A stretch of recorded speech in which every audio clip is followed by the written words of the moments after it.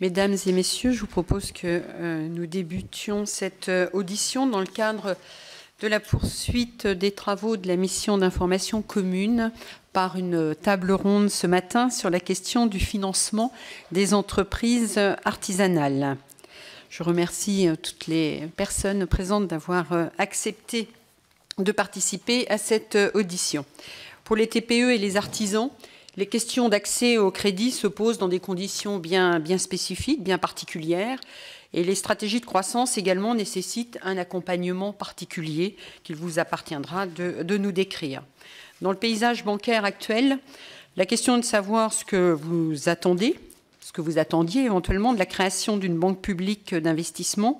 Comment, selon vous, se positionne BPI France dans le cadre de vos activités, des entreprises que vous représentez?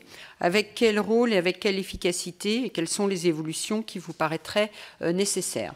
Dans ce cadre, nous accueillons donc ce matin M. François Moutot, directeur général de l'Assemblée permanente des chambres de métiers et de l'artisanat, qui nous a prévenu d'un retard. Il nous rejoindra dans le cours de la table ronde.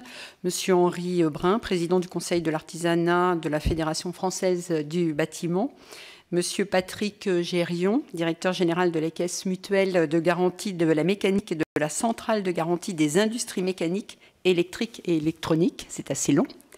Monsieur Michel Côté, directeur général de la Société de caution mutuelle pour les entreprises d'artisanat et de proximité, la CIAJ. Monsieur Jean-Pierre Crouzet, président de l'Union professionnelle artisanale, et monsieur Pierre Burban, secrétaire général.